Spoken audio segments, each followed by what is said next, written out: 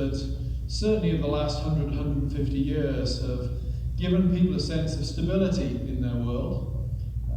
The family, the church and the nation are all in flux at the moment. And I want to reflect upon why that might be the case. And then the fourth lecture, I want to think about how the church might respond to this situation. And again, to give a little foretaste of that final lecture, it's going to sound like a lot of bad news in the first three lectures. But the conclusion of my final lecture is going to be this, that if the church merely treats our current rapid marginalization within the culture as a source for despair or lamentation, despair is never, I think, legitimate, but lamentation is legitimate. If we merely see it as a cause for lamentation, then we perhaps miss an opportunity. And I want to make the case on the back of what I will have said in the first three lectures that actually the marginalization of the church, maybe in our lifetimes, will be painful and difficult, but could actually provide us with a great opportunity for building towards the future. So, first of all then, the first lecture, I want to talk about our strange new world. Many of us, of course, are familiar with books and movies whose plots revolve around central characters finding themselves trapped in worlds where nothing behaves in quite the way they expect. I remember as a child reading Lewis Carroll's Alice in Wonderland and Alice Through the Looking Glass. And you remember those stories. Alice finds herself in this world where nothing is quite as it seems, and she's left rather confused at points. Alice in Wonderland and Alice Through the Looking Glass are wonderful examples of children's literature and are entertaining to read, but there are more dystopian novels out there, of course. We might think of Franz Kafka's The Trial, where Joseph K., this man, finds himself arrested and accused of a crime, but nobody tells him exactly what the crime is. And the book is spent, Joseph K. trying to unravel the mystery of what's going on. And when you read the book, you are left with a sense of being disoriented and not understanding the world in which Joseph K. finds himself. I have not seen them, but I'm reliably informed by students that the Matrix series of movies presents a not dissimilar view of reality. Perhaps the odd thing about our day and age, of course, is that this is no longer fiction. For many of us, it is the world in which we now live, where nothing behaves in quite the way it did even 5 years ago. When you think of Obergefell v. Hodges, the Supreme Court's decision relative to gay marriage, the recognition of gay marriage by the state, that was only in 2015, and yet it seems like a lifetime ago. When the president of, my wife and I had dinner with the president of Grove City College in the last year, and he commented, he was Deputy Attorney General under George W. Bush, and I think he was confirmed by the Senate in, I think it was 2005, by a unanimous vote of the session. A Republican nomination confirmed by a unanimous vote of the session. And I've not looked at it, but apparently if you look up the hearings on YouTube, at the end you see Chuck Schumer going over and giving Brenda, his wife, a big hug. That was just 15 or 16 years ago, during my time in the United States. It's impossible to imagine that happening today. And yet, often those problems, the problems of this strange new world, are tragically not confined to the world out there. Remember when I was pastoring and a professor, and of course I had a family, I always felt that as long as the family was fine, it didn't matter what went on in the church or in the place of work, there was always somebody, somewhere, I could go to escape, if you like. Tragically, the problems of the strange new world now afflict families. Parents teaching their children traditional views of sex find themselves met with incomprehension by their children, who are not bad kids, but have just learned very different standards and ideas. Not primarily, I would suggest, from schools, but often online. What a parent considers to be a loving response to a child struggling with same-sex attraction or gender dysphoria might be regarded by their own child as hateful and bigoted. And I think that's as true within the church as it is within wider society. As I've spent my last 6 to 8 months travelling the country and speaking on my book, I have rarely spoken when I've not had some parent come up to me after my lecture and say, I'm struggling with this with my child, or my child is transitioning genders, something like this. This strange new world is, I think, part and parcel of the life that many people now read and live. The challenge, of course, is how to address this. How do we think about this? Part of the problem, I think, is caused by the fact that so many areas of life now seem to be in flux. We don't really have anywhere solid to stand in order to be able to address the various things that press in on us. And yet, I'm convinced that understanding one thing and the history of that one thing will help us orient ourselves within the world in which we now find ourselves. And that is the notion of what I call the self.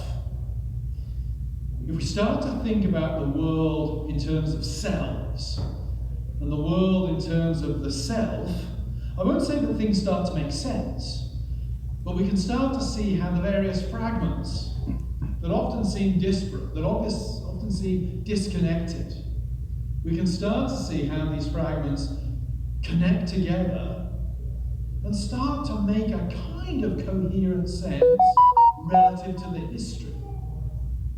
Now, of course, the term self needs some explanation. There's a common sense way in which we use the term self, and that's usually to refer to ourselves as individual consciousnesses. That's a sort of fancy way of saying, I know I'm me and not Tito. I know I'm not me and not the President of the United States. If I thought I was Tito, if I thought I was the President of the United States, you'd know there was something odd going on. You'd know that Trueman has really lost all sense of self. He's mad. He needs to be treated in some way. That's the common sense use of the term self. I want us to think this evening, though, about the term self in a more profound way. I want to think about it in terms of the deeper notion of what is the real me and the real you. We could perhaps express that in a series of questions. A series of questions that when you answer them will give you a good idea of how you think of the self. Are you, for example, primarily to be understood in terms of your obligations towards and dependence upon others? Does education consist in training you in the demands and expectations of the wider culture and forming you into that which will serve the community at large? It's a joke that students at Grove have no idea what this is like, but I went to a very traditional boys' school in England. It was run by, it was a state school, but you had to pass a test to go. And it was a school where we all wore uniforms, we all had assembly in the morning, we all played team sports. The idea was to crush individuality and to make you part of the team. That's not the philosophy of education that now dominates our culture. I remember when I graduated university, all the guys had to line up against a wall, and I presume all the women had a similar experience, and all the guys, we had to raise our trousers, or you would say pants, by about 4 inches, so that the head porter could check that all of our socks were the regular shade of black. Because if they'd been out of whack, we would not have been allowed to graduate. If you go to an American graduation, everybody's doing their own thing. Graduation I went through was you lose your individuality and become part of something much bigger than you. Is that your philosophy of education? Is growing up a process by which I learn to control my feelings, to act with restraint and sacrifice my desires to those of the community around me? Great thing about COVID, the one great thing to me about COVID was nobody tried to hug me for months. I don't like hugging people. Handshake, that's fine. But I'm English, we don't hug, we shake hands, and that's just enough intimacy. Thank you very much.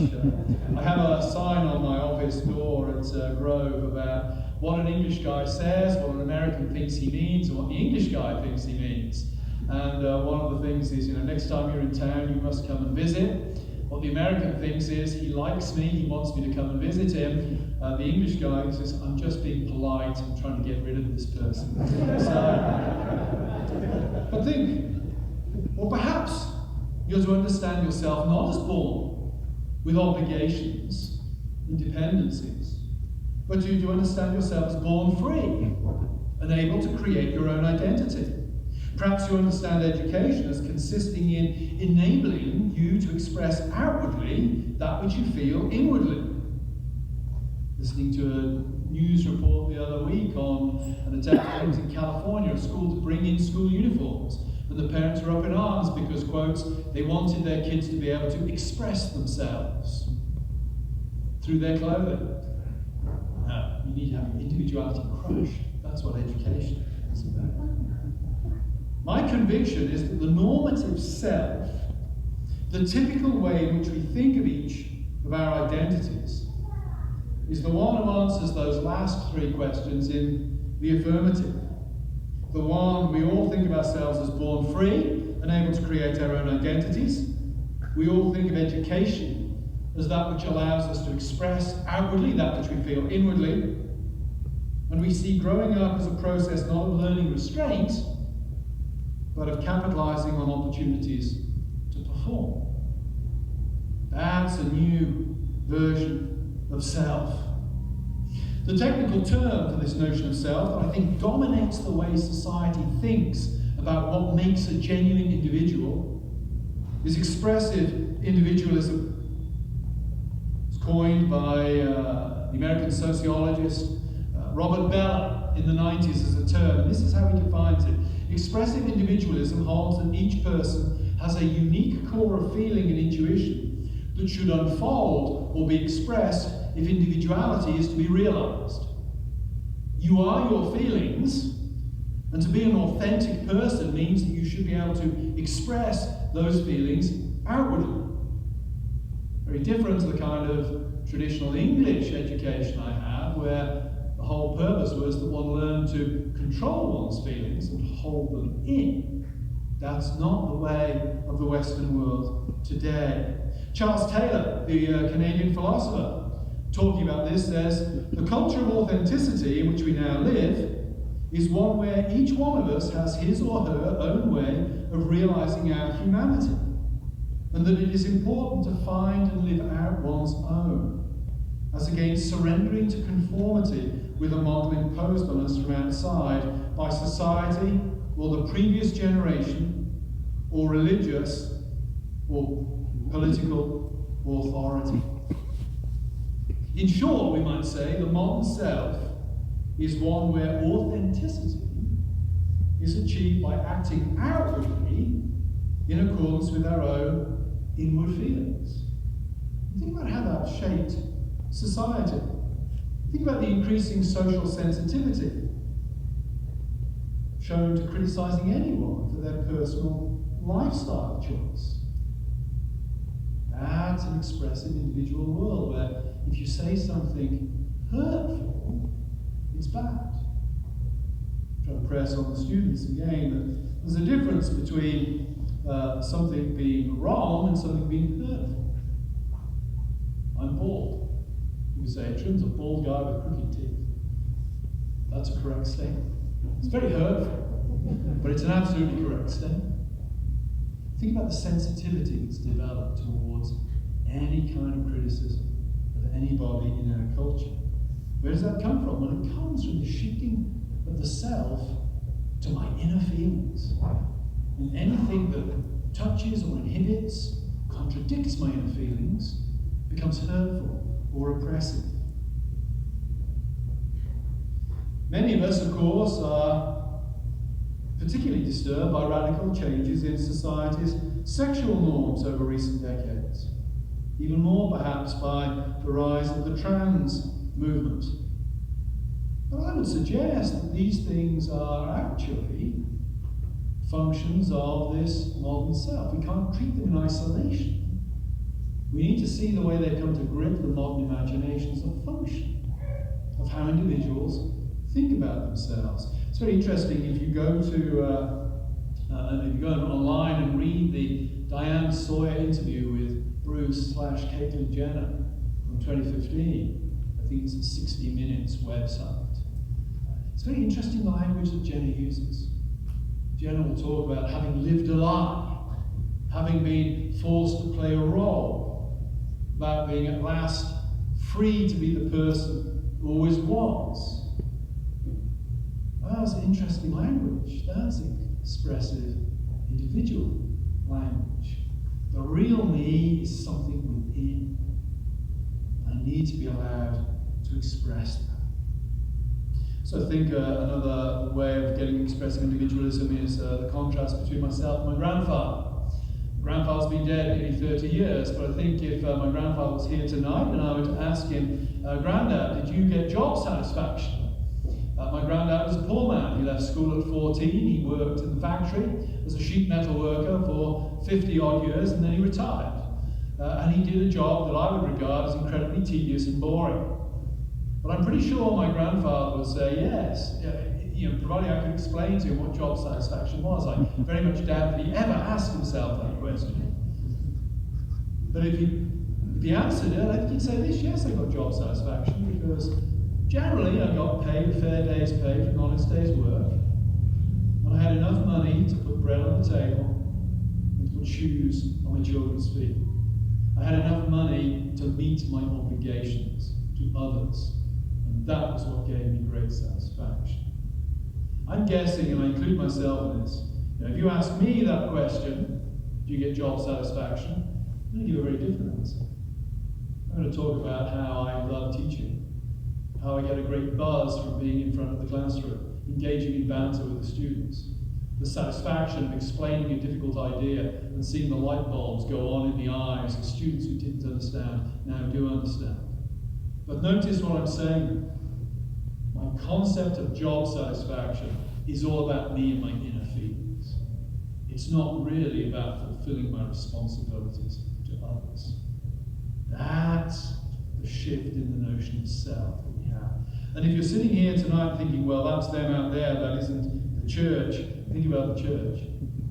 If you've ever left a church because, quotes, it wasn't meeting my needs, if you've ever left the church because something was said there that you found hurtful, even though it may have been true, then that's a function of this kind of selfhood that I'm talking about.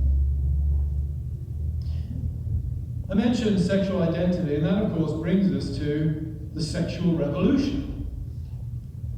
The most pressing way in which we experience the transformation of the culture around us, I think, is the sexual revolution. That's what's tearing families apart. That's what's putting parents at loggerheads with their kids. That's what's bringing the First Amendment under such tremendous pressure in our wider culture. I'm going to talk about that a little bit more tomorrow. But I want to define the sexual revolution in this first lecture, because I think so often Christians misunderstand what the sexual revolution is really about. We use the term, of course, to refer to the dramatic changes in attitudes towards sexual activity that have taken place in Western culture since the 1960s. And often we tend to assume that these changes involve merely the expansion of socially acceptable sexual behavior, where once divorce carried huge social stigma. I had a great aunt when I was growing up, and she was divorced, and we were never allowed to mention it because it was a source of shame. Divorce is now acceptable. Homosexuality, once upon a time, people ran the risk of going to prison if they engaged in homosexual activity. Now it's legal. And often we tend to think about the sexual revolution in terms of, okay, the canon, the range of behavior that's allowed has been expanded. I want to suggest that the sexual revolution is not actually about a loosening of moral boundaries. It's about the abolition or the complete transformation of moral boundaries. When you think about it, what made adultery wrong? It was considered to be an intrinsically bad thing. What made gay sex wrong? It was considered the act was intrinsically bad. Now, what makes sexual acts right or wrong? Consent. The acts themselves are not seen as having any moral quality whatsoever. What gives them their moral quality is whether everybody involved agreed to what was going on. That's very messy legally, philosophically, by the way, but we'll set that aside for the time being. Well, think about it. When you move from a world where a particular sexual act is regarded as intrinsically wrong, regardless of whether people are consenting to it or not, to having no moral status other than that provided by the consent of the parties involved, you haven't just expanded your notion of acceptable sexual behaviour, you've completely transformed the notion of how you understand sexual behaviour in its entirety. The sexual revolution does not simply represent a growth in the routine transgression of traditional sexual codes. It's a repudiation of the very idea that lies behind such codes. Think about modesty. Another way of getting at this. When I became a Christian in the 1980s, there would occasionally be debates about modesty in the church, and it's looking back, they were very sexist debates about modesty. Never heard a debate about modesty about the way men dressed. They were always about the way women dressed. And they tended to focus on the length of skirt, or one-piece bathing suits versus two-piece bathing suits, or whether you could wear a bathing suit at all. There were debates about the limits, we might say. Well, the concept was agreed on. Everybody agreed there is such a thing as modesty. We now need to define where the limits lie. Nobody debates modesty now, maybe in the church, but not in the wider culture. In fact, even to raise the question of modesty in the wider culture is to make yourself look ridiculous and prudish. I say this in my book, but I still have not seen, I have no intention of seeing. It would be 2 hours of my life that I would never get back. I have no intention of seeing the movie The 40-Year-Old Virgin. But I know it's a comedy.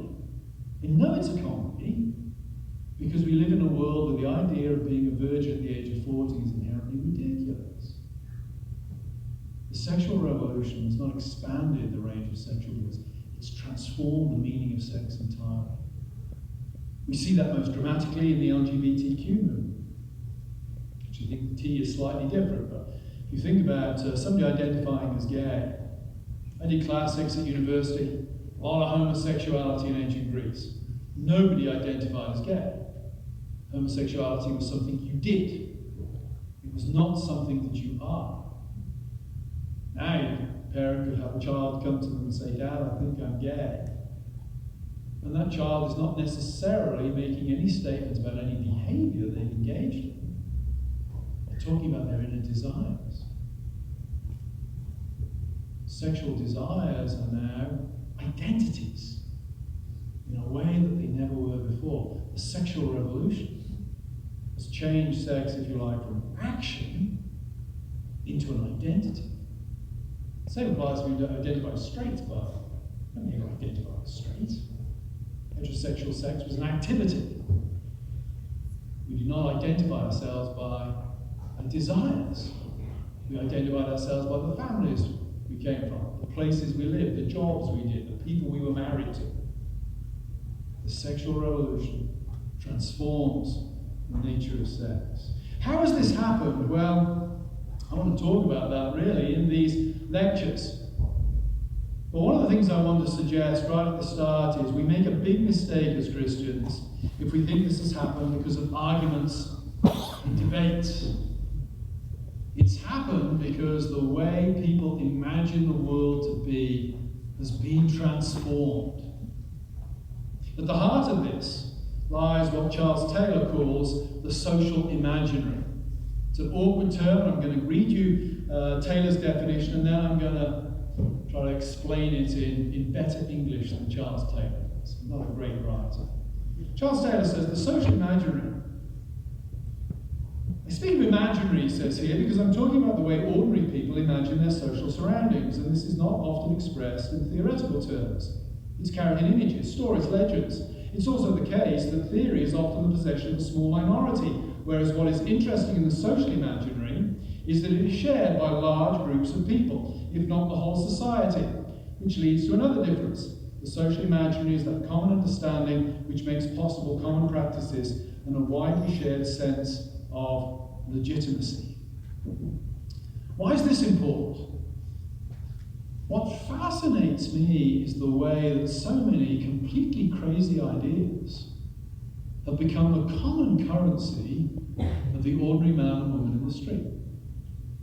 It doesn't surprise me that students, let's say at Berkeley, sitting in gender theory seminars, emerge from those seminars deeply confused about what gender is, or as we used to call it, sex, what sex is, biological sex is. What amazes me is that ordinary men and women in the street now seem to accept that there's a basic distinction between biological sex and gender. And that ordinary man and woman in the street, they've not sat in Judith Butler's postdoctoral seminars. And yet that's now how they imagine the world to be. What Taylor's getting at here is, when we think about how society thinks, and when we think about the self, when we think about the sexual revolution, we make a big mistake if we think it's because people are reading heavy books on these subjects and having their views overturned. What's actually going on is that the way people are being taught to intuitively think of the world around them is being transformed. I make this case in one of my courses at Grove City College and say, the sexual revolution. Who was more important to the sexual revolution? Wilhelm Reich, the rather odd German disciple of Freud, who wrote the book The Sexual Revolution, or Hugh Hefner, who cleverly combined titillating photographs of famous Hollywood starlets with interviews with leading intellectuals. Hugh Hefner made pornography respectable. Pornography was transformed by Hugh Hefner. I think the man was a genius. Don't get me wrong, that is not an expression of approval. I might say Hitler was a genius in certain circumstances as well. Think about gay marriage. In the run-up to 2015, I had a number of people ask me, can you give us a good argument against gay marriage? And my answer was always, I can give you various good arguments against gay marriage, but none of them will work. Because people don't believe in gay marriage because of an argument. They believe in gay marriage because they watch Will and Grace. Or they have gay neighbours who are lovely people and kind and friendly to them. Their imaginations have been gripped by deeper and broader things in the culture than by arguments. I write for an online magazine, First Things, has a hard copy magazine as well, but on the day that the Obergefell decision was being announced in 2015, the editor wanted to immediately put up responses. So the way you do it is this. If you've sometimes wondered, how is it that magazines are able to respond to judgments so quickly? Well, the answer is, you get the people who write to you to write 2 articles. One if the judgment goes one way, one if the judgment goes the other way. So I dutifully produced my 2 articles and I sent them in to my editor, and he dropped me a note and said, thanks for the articles, he said, but I noticed there's only 1 sentence different between the 2. The opening sentence about what the judgment was. And I said, yeah, and that was intentional. He said, because I don't think the Supreme Court judgment will make that much cultural difference. I think it will make a difference to how the matter plays out legally, and it may slow things down a little, but the culture's already decided the issue at this point. The Supreme Court is merely going to put its stamp on a decision, you might say, that the social imaginary has already made. Why do I say this? Because I want you to understand right at the start the challenge we face. The way in which the social imaginary is shaped, well, it's shaped by those who have their hands on the levers of cultural influence. The Hollywood producers, the TV producers, the newspaper editors, the YouTube, I despise an influencer. What on earth is an influencer? I've never seen an influencer who should never be allowed to have any influence anywhere. But I've become more aware in the last 6 months that YouTube, TikTok, transgender craze, and I use the word craze advisedly among teenage girls, is driven by TikTok and YouTube. The problems we face will not be solved simply by putting our kids in the right schools, or by homeschooling our kids, or making sure that they've got good friends. Because the problems have been created by much deeper and broader social influences and transformations than we are able to turn back the time on single-handedly or within a single generation. So to anticipate what I'm going to say in the next couple of lectures, it's my conviction that the dramatic flux and changes we witness and experience in our society today are related to the fact that we all tend to think of the self in a way that is fundamentally different to that in which it was understood in the past. And the fact that the causes for this are so deeply embedded in all aspects of our culture mean that we are all, to some extent, complicit in what we see happening around us. I suppose if I have one burden, it's to say when we think about these things, the knee-jerk tendency of Christians is actually, and ironically, to pray the Pharisees' prayer. Thank you, Lord, we are not like other men, like the LGBTQ people over here, or the expressive individuals over there. How do you think we're all deeply complicit in this culture? And that's what makes it so difficult to address. That can be very depressing for those who hope that electing the right politician or appointing the appropriate Supreme Court justice will solve all the world's ills. And that's not to say that voting for the right politician, appointing the right Supreme Court justice is not a very important thing. It is. But it's not going to solve the problem. It does mean, however, that we can begin to think more constructively about how to address the issues we face. And that's the hope I have in giving these lectures. I'm not going to offer any easy answers, but I hope that provides a framework by which we're all able to better understand, or at least be more self-conscious of, the way in which we think in the West today. And I hope these lectures will be neither a lament nor a polemic. I hope instead they will merely clarify the situation we are in and provide a good solid foundation for thinking about how we might move forward into the future. That's the end of my first lecture. In the second lecture, I want to look at where I think all of this really begins to take off. And that's in the late 18th and early 19th century.